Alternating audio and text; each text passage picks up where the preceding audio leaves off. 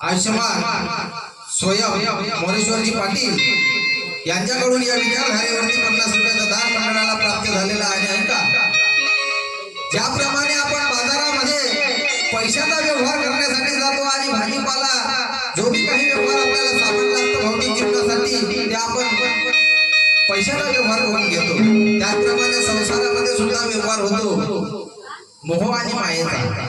हा जोपर्यंत व्यवहार आपला तुटणार नाही तोपर्यंत आपण या संसारातून मुक्त होऊ शकत नाही. निलकंठरावजी पाटील आपल्यामधून निघून गेले, पण हा मायेचा बाजार सोडून गेले. 3 मुलं, 1 मुलगी, आई, त्यांची आई आणि त्यांची पत्नी सुमनबाई, हा मायेचा बाजार. आणि विचार राहते का कोणाची? मुलगी पराया घरी गेली, मुलीला मुलगी झाली, 16-17 वर्षाची झाली. आजोबाला वाटते नाही आता मी माझ्या नातीचं लग्न पाहिल्याशिवाय मी काही म्हणत नाही रे मोरेश्वर, माझ्या नातीचं लग्न पाहिल्याशिवाय मी काही म्हणत नाही. ही अपेक्षा असते आपली, म्हणजे आपण तृष्णेमध्ये जीवन जगत असतो आणि म्हणूनच आपण ह्या संसारामधून मुक्त होऊ शकत नाही. आणि म्हणून नाही का की या मनुष्याच्या देहाला, आपल्या या संसारी देहाला 10 बंधनं बांधलेली आपल्या कमरेला. आता हिंदू धर्माच्या कर्तुळानं समजता 10 बंधनं कमरेला आहे आणि या 10 बंधनासाठी आपल्याला बरोबर राबावं लागतं. मुलगा आहे, मुलगी आहे, पत्नी आहे, आई आहे, वडील आहे, धन आहे, दौलत आहे, शेत आहे, महाल आहे, आप्तमित्र, सगळे सोयरे आहे, असे 10 बंधनं आपल्या जीवनामध्ये आहे. आणि याकरता राबावं लागतं. कुशल कर्म करणे, अकुशल कर्म करणे ह्याची आपण जाणावे. हे आपल्यावरती निर्भर आहे की आपण काय केलं पाहिजे. म्हणून नाही का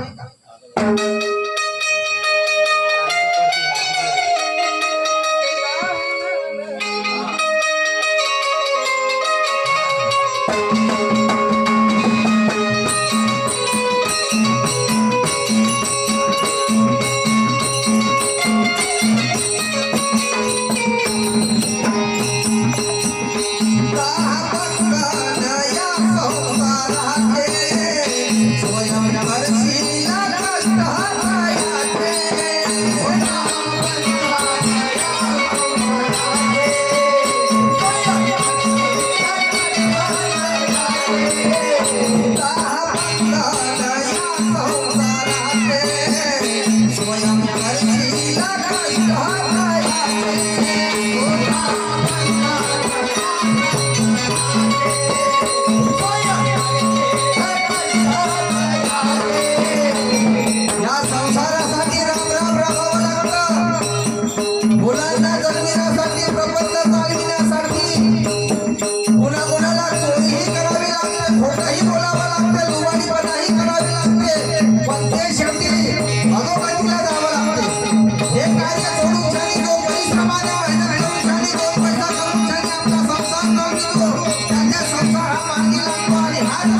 हे तुम्हाला सांगतो म्हणून बोलतो या संसाराचे स्वयं करशील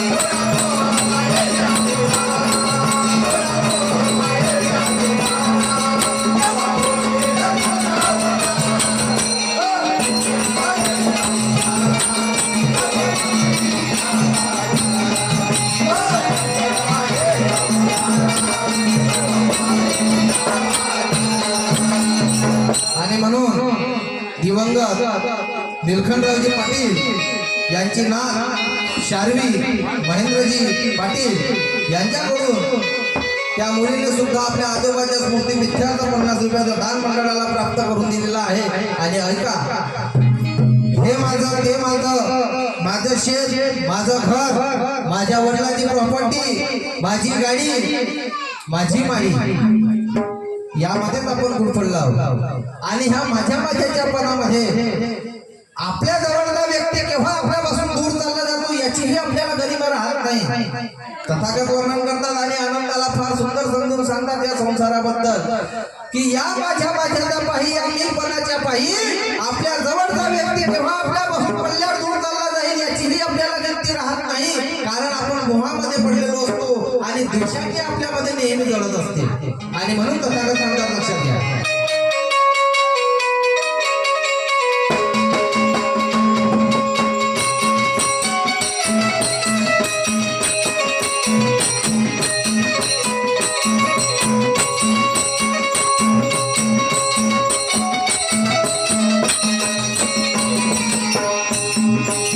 माझा मोठा मुलगा, माझा पलवा मुलगा, माझा लहान मुलगा, माझ्या 3 सुना, माझी मुलगी जे दुसऱ्याच्या घरामध्ये गेली ते सुखाने आनंदाने नांदली पाहिजे या विचारामध्ये सतत म्हातारे आई वडील असतात. आणि म्हणून ऐका, माझे माझे हे मनती सगळे, माझे माझे हो मनती सगळे, पण एक दिन होती भेटणे.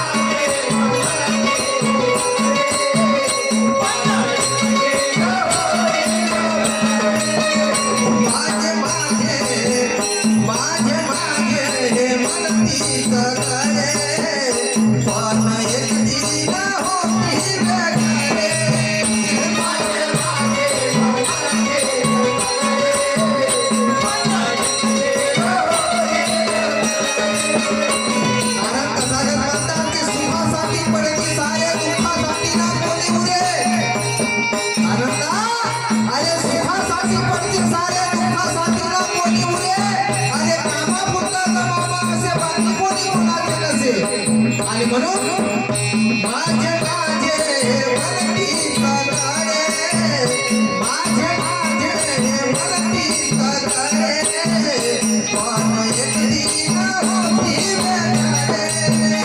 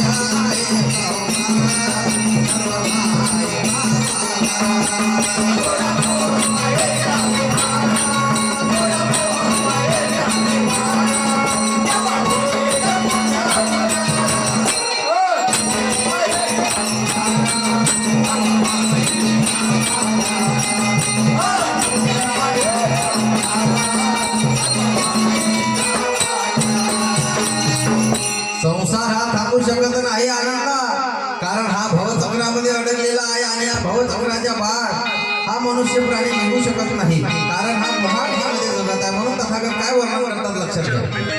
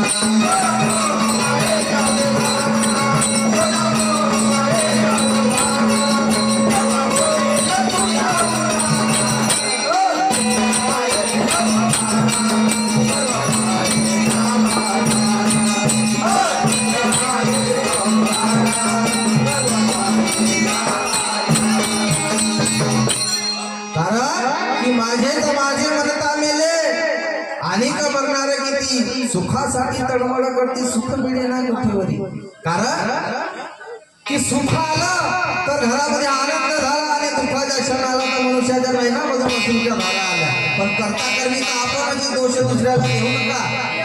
सुखासाठी मी कार्य करू तर आपणच करू आणि दुःख येईल दुःखालाही जन्म देऊन तर आपण स्वतः देऊ. हा संसार आहे. पती आणि पत्नीचं नातं जर प्रेमाचं असलं आणि हृदयाच्या बंधनामध्ये जर पती पत्नीचं नातं असलं तर तो संसार मार्गी लागतो. कारण एकाचं तेल आणि एकाचं मीठ पाहिजे.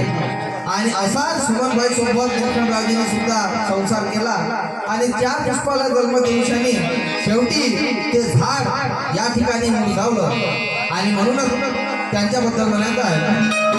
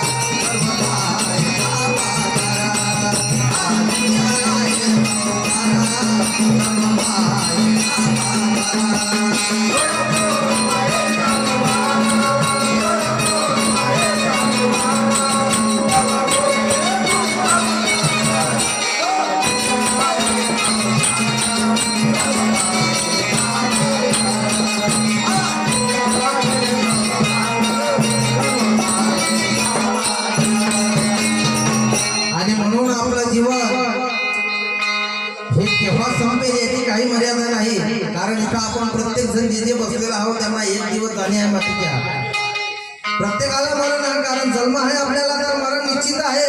म्हणून आपल्याला जे जीवन जगायचं आहे हे कशा प्रकारे जगायचं आहे आपली तर आपण करा सोडवणं. कोणाबद्दल द्वेष भावना कधीही ठेवू नका. कोणाला कधीही रागाच्या भरामध्ये वाईट त्यांच्या भाषा वाणी वापरू नका की ज्या वाणीपासून आपल्यापासून चांगला सुज्ञ व्यक्ती दूर चालला जाईल. म्हणून